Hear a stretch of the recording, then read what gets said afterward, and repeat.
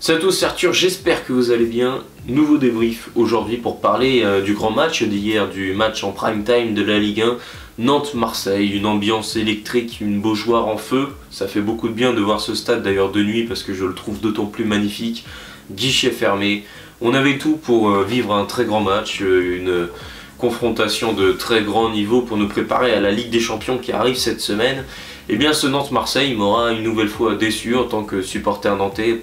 Sur bien des points, j'ai eu certains moments où je me suis dit ah, on a peut-être moyen de faire quelque chose parce que cet Olympique de Marseille n'est pas forcément l'OM qu'on a vu en début de saison non plus. J'ai pas forcément vu le Derby Ball dans cette équipe, et puis surtout la gifle reçue lors du Classico a laissé des traces, et on l'a vu dans la façon dont a joué par exemple la défense olympienne. Et bien malgré ça, Nantes n'a pas réussi à prendre le moindre point face à l'OM. Et donc défaite de 2-1. Alors pour vous résumer un petit peu le match, comme je l'ai dit, tout avait si bien commencé, j'avais des frissons de voir cette Beaujoire comme ça, de voir un match le dimanche soir, là il y avait une immense ambiance à la Beaujoire, c'était c'était vraiment très beau à voir. Ça fait du bien aussi en tant que supporter nantais, quand on voit tous les matchs à 17 h, que ce soit en déplacement ou parfois où c'est peut-être un petit peu plus triste. Là de revoir une Beaujoire comme ça, aussi belle, aussi digne des grands soirs. Moi ça me rappelle les soirs de Coupe d'Europe comme face à Karabakh, l'Olympiakos, tout ça, tous ces matchs là, même la Coupe de France. Voilà, j'adore voir la Beaujoire de nuit, je la trouve magnifique. Et donc malgré ça, Nantes, malgré le fait qu'ils avaient 35 000 personnes derrière eux, Nantes a pris quand même la décision, bien évidemment en suivant le plan tactique de Monsieur Comboré, de laisser la balle à l'OM. Plan tactique que je ne cesserai jamais de dire qu'il est trop vieux, qu'il est trop ancien. Si vous regardez la Ligue 1, quasiment plus personne ne joue comme ça, ça fait au moins 5-6 ans maintenant que les entraîneurs essayent tous de produire un minimum de jeu. Nous à Nantes, on a gardé un coach un peu à l'ancienne, on ne va pas se le cacher, notamment dans ses principes de jeu. Et bien voilà le résultat, à savoir qu'on laisse la balle à l'OM. Je sais pas, il doit y avoir, en tout cas, je sais pas combien de possessions il doit y avoir, en tout cas la mi-temps je crois que c'était du 79-21. Donc en fait Nantes, on joue un match de 90 minutes, mais on a réellement la balle pendant environ 16-18 minutes, un truc comme ça. Voilà, donc 16-18 minutes ça passe quand même assez vite, il faut en faire des choses pendant ces 16-18 minutes. Mais finalement, bien que ce plan de jeu là n'ait marché contre quasiment aucune équipe depuis le début de championnat, finalement contre cet OM là ça a failli fonctionner. Parce que la charnière olympienne composée de Kondogbia et Balerdi a fait n'importe quoi pendant la plupart du match, a complètement manqué son match, et Nantes n'en aura malheureusement jamais profité.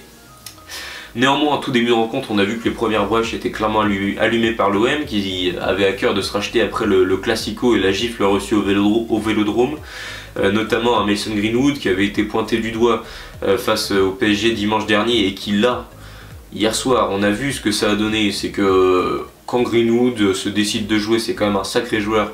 Et ça a été, je pense qu'on peut tous se mettre d'accord là-dessus, l'homme du match, le plus dangereux côté OM. Il a notamment très rapidement créé un décalage en éliminant Kozza et Douglas Augusto avant d'enchaîner une frappe qui va être sortie par Alban Lafont. Heureusement, parce qu'on aurait pu commencer à 0-1 très rapidement. Mais si le danger n'est pas venu de Greenwood sur le premier but, il est venu de Jonathan Rowe, qui dans son 1 contre 1 avec Sorba Thomas, Marcus Coco qui s'était mis un peu en retrait de Sorba Thomas, j'ai pas compris pourquoi sur cette action. Du coup il laisse Sorba Thomas gérer le 1 contre 1 contre Jonathan Rowe, qui lui est un très bon joueur justement dans 1 contre 1. Il va éliminer, passer côté extérieur, centre pied gauche parfaitement entre Lafont et Palois. À ce moment là je sais pas où est Castelletto, je sais pas ce qu'il fait, mais il aurait dû être au premier poteau, il y est pas. Le ballon passe du coup second poteau et il arrive dans les pieds de Neil Maupay, esselé du coup, qui va finir dans le but vide. Ça fait 1-0 pour l'OM au bout de 23 minutes de jeu à peu près. Donc Nantes n'aura eu aucune occasion, aura décidé de jouer vraiment très petit, de savoir un bloc qui coulisse, qui touche pas la balle, et au final on se prend toujours le premier but. Ce coup-ci c'est intervenu au bout de 20 minutes, ça aurait pu arriver encore plus rapidement. Bon, c'est comme ça, donc 1-0 pour l'OM très rapidement dans le match. On se dit que c'est quand même très compliqué, parce que le seul joueur à se démener un petit peu offensivement sur cette première mi-temps et à profiter du fait que Balerdi, Kondogbia laissent des espaces dans leur dos ou fassent des erreurs, c'est Kadewere. Mostafa Mohamed est complètement en dehors de son match. J'en parlerai parce que là j'ai rarement vu un flop à ce point-là, flop dans un match. Hein. Donc je parlerai de Mostafa Mohamed à la fin du débrief. Et justement ce même Kadewere qui, dans un autre registre, après s'être procuré une occasion justement dans la profondeur où il a buté sur Rouli, et bien, a profité des bonnes dernières 10 minutes nantaises avant la mi-temps pour aller inscrire son premier but de la saison sur un très bon mouvement côté droit. Nantes a enfin pu avoir la balle pendant, je sais pas, ne serait-ce que 15-20 secondes. Douglas Augusto, Chirivella, qui sont quand même des joueurs de ballon, hein, on a tendance à l'oublier. C'est quand même des joueurs qui normalement ne sont pas fâchés avec la balle. Chirivella qui va écarter sur Sorba Thomas qui en une touche de balle va trouver Marcus Coco qui avait un positionnement très intéressant au cœur du jeu pour après aller s'excentrer dans le dos de Quentin Merlin. Centre en une touche de balle, ça a suivi du coup le déplacement de Kadewere qui est un petit peu en retrait par rapport à la charnière olympienne qui se retrouve un peu esselé et en une touche de balle du pied gauche va réussir à la placer parfaitement hors de portée de Geronimo Rulli. Nantes égalise donc à 5 minutes à peu près de la mi-temps, c'est parfait. On rentre au vestiaire 1-1 alors que Marseille a fait une super bonne première mi-temps, on n'a quasiment pas vu la balle, mais sur les 10 dernières minutes on a su se montrer dangereux à 2 reprises par l'intermédiaire de Kadewere qui aurait été le seul élément offensif nantais en forme ce soir. Et donc ça permet à Nantes du coup de recoller au score dans une Beaujoire qui n'en demandait pas tant pour exulter. Donc voilà, un but partout à la mi-temps, retour des vestiaires. Eh bien, retour des vestiaires, on n'a malheureusement pas continué comme sur les 10 minutes précédentes la pause, puisque Marseille va remettre le pied sur le ballon. Un bis repetita du début de la première période. Marseille va se procurer les plus grosses occasions. Marseille va même égalisé par l'intermédiaire de Greenwood, mérité au vu du match de Greenwood qui aura mis la misère pendant toute la rencontre à Nicolas Cozza. Bon, c'était très difficile pour Cozza ce soir, une fois n'est pas coutume, hein, il est quand même en difficulté je trouve sur le plan défensif, j'en parle déjà assez souvent, certes c'est Greenwood en face, mais bon, Greenwood il rentre quand même très souvent intérieur. C'est pas normal que tu sois pas au marquage au moment où il inscrit le but parce qu'il le laisse. Il fait comme Marcus Coco sur le premier but, il laisse Douglas Augusto aller jouer le 1 contre 1 alors que Greenwood est dans une situation quasi parfaite pour tirer. Enfin bref, ça m'échappe un peu, mais bon, Greenwood qui va du coup faire son crochet et tirer entre les jambes de Douglas Augusto, c'est pas très puissant mais c'est très très bien placé. Alban Lafont a beau aller chercher les appuis, il est plus loin derrière pour essayer d'aller le chercher. Il n'y parviendra pas, il sera un petit peu trop court.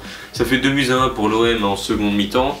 Ce but-là fait quand même très mal parce qu'on sentait que les Canaries étaient quand même un petit peu mieux depuis l'égalisation. Que Marseille avait moins d'occasions, mais néanmoins, Marseille prend l'avantage sur des erreurs un petit peu bêtes de la défense nantaise qui pourtant a passé la plupart de la rencontre à plutôt bien coulisser. Mais derrière, Marseille va quand même laisser des espaces dingues à Nantes, toujours avec des erreurs, que ce soit Kondogbia, que ce soit Balerdi. Notamment là j'ai en tête un moment où Balerdi se trouve et laisse Mostafa Mohamed partir avec 30 mètres d'avance vers le but. La conduite de balle de l'Égyptien c'est en zigzag, voilà, donc je pensais que conduite de balle tout droit c'est maîtrisé depuis U13. Apparemment il y a encore des pros en Ligue 1 qui n'arrivent pas à avoir une conduite de balle juste tout droit quoi, et bon bah au final il termine, le bloc se remet en place, hein. Donc le gars est parti avec 20-30 mètres d'avance de la ligne médiane pour aller jouer le 1 contre 1 contre Rouli. On arrive au niveau de la surface, il y a déjà tout le bloc marseillais qui est prêt, alors là le gars s'est fait rattraper quoi, il s'est excentré naturellement, enfin on sait pas trop ce qu'il a fait, bref. Donc situation évidemment ratée, derrière il a l'occasion de la passer à Simon, il le fait pas, classique. Moses Simon, parlons-en, alors c'est très bien, on sait qu'il est capable de faire mal, mais il a un style de jeu qui est pas assez polyvalent quoi, c'est-à-dire qu'il est toujours, il a besoin d'être proche de la ligne de touche, d'être très excentré et de jouer justement sur son pied droit, tac tac tac, d'attendre que l'adversaire essaye de mettre le pied pour le dribbler. Il a besoin d'avoir ce confort là. On l'a vu, parce que là du coup on avait un jeu de transition très rapide hein, et le ballon brûlait un peu dans les pieds nantais. Et bien on a vu un moment qu'il a été lancé en profondeur, c'est pareil, hein, sa conduite de balle, quand il n'est pas proche de sa ligne, automatiquement il essaie de s'excentrer un peu, alors qu'encore une fois il avait juste à faire un tout droit et à faire une passe. Apparemment, il est incapable de faire ça, Moses Simon. On l'a vu à un autre moment dans la surface, mais alors c'est même plus le ballon brûle. On a l'impression qu'il est complètement désorienté, qu'il panique complètement. Il revient sur son pied gauche pour tirer dans le filet alors qu'il est tout proche du but. C'est très mal joué. Tu sens que c'est un joueur que quand il n'est pas dans son confort, à savoir vraiment sur le côté gauche, c'est très compliqué. Et bon, c'est un petit peu limité quoi, comme style de jeu. S'il a toujours besoin d'être proche de la ligne de touche comme ça, on perd quand même pas mal de verticalité dans notre jeu. Là, on avait des super coups à jouer dans le dos de la défense marseillaise, tout droit, en verticalité, droit au but, comme disent les Olympiens, et on a été incapable de le faire. Et puis évidemment, le prix du plus gros raté revient pourtant au meilleur joueur nantais offensivement ce soir, Tino Kadewere.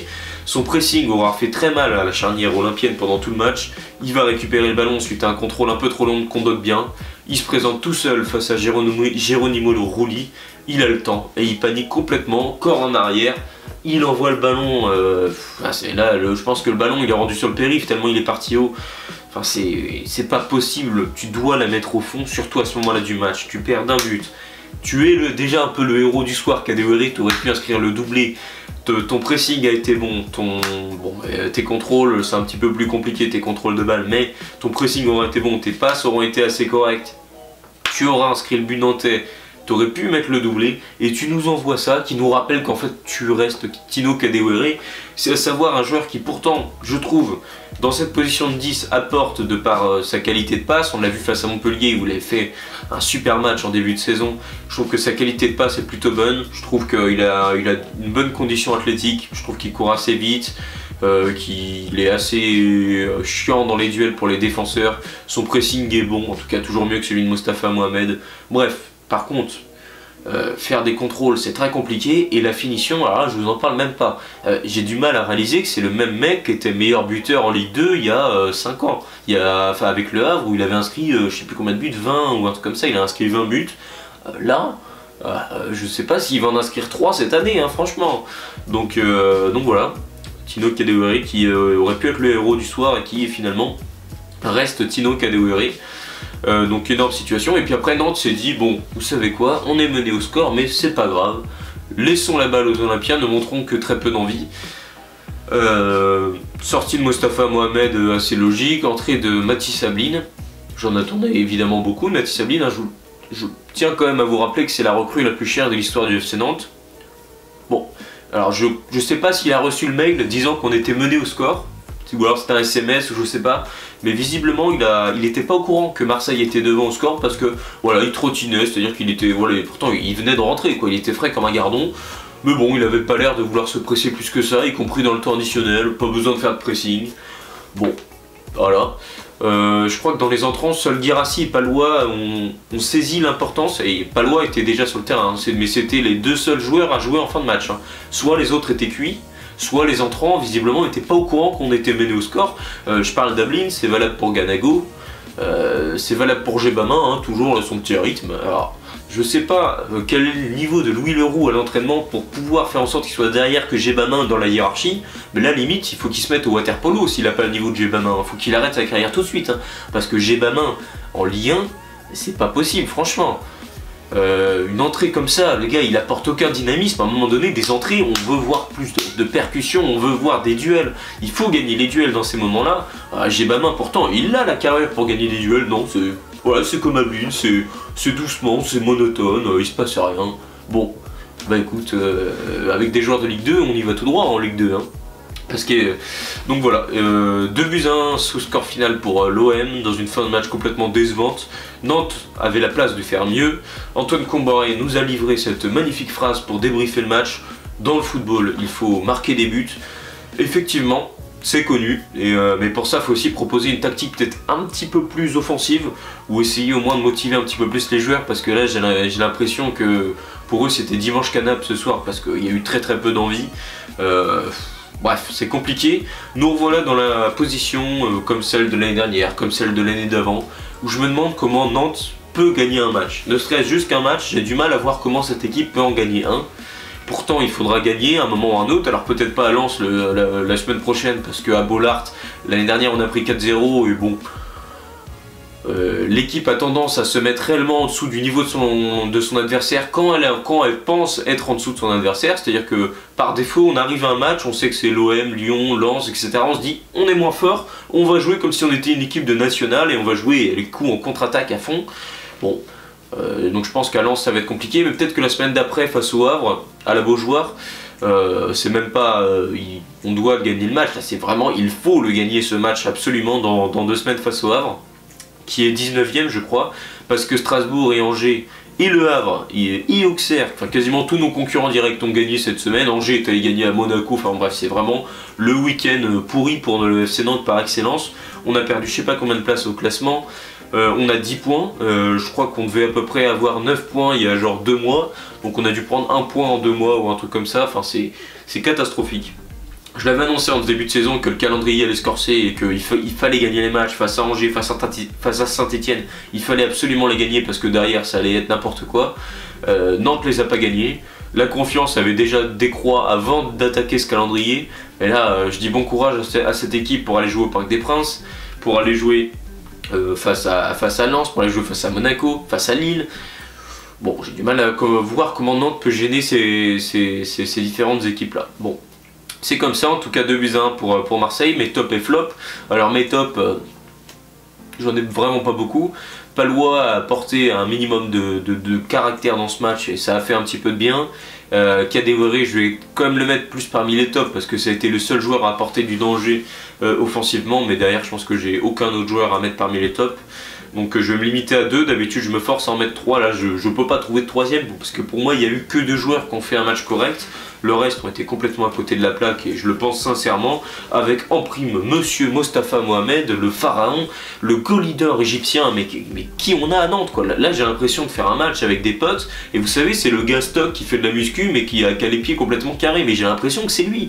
Combien de ballons il a perdu? Il est incapable de faire une passe, le gars il est pas à l'aise avec un ballon quoi. C'est pas possible en Ligue 1 de titulariser Mostafa Mohamed. Et ça fait quelques matchs qu'il nous le met Antoine Comboiré, mais Mostafa Mohamed ce n'est que l'ombre de lui-même.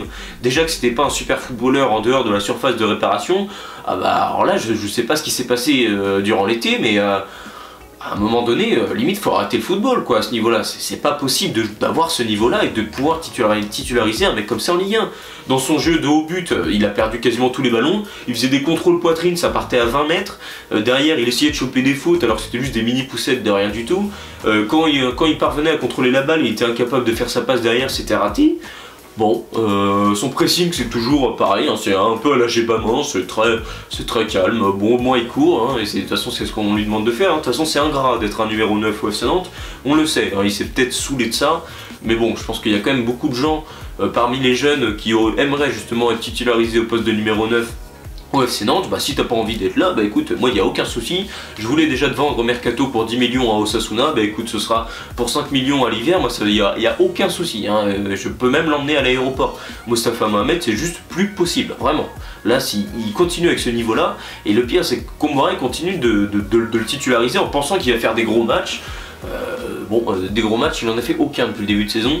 Il a juste fait une bonne entrée à Montpellier en tout début de saison où il avait marqué le but qui a permis à Nantes de faire le break. Sinon, Mostafa Mohamed, bon, c'est triste quoi quand même, hein. Bref, c'est comme ça. Deuxième flop à citer, Monsieur Pedro Chirivella. Bon, je sais que encore une fois, comme Douglas Augusto, c'est des joueurs qui aiment bien avoir le ballon. Là, ils peuvent pas du tout l'avoir. Mais je suis vraiment déçu à chaque fois que je vois Pedro Chirivella parce que je me rappelle du joueur qu'il était il y a 2-3 ans où justement à Comboiré c'était lui le maître au milieu de terrain.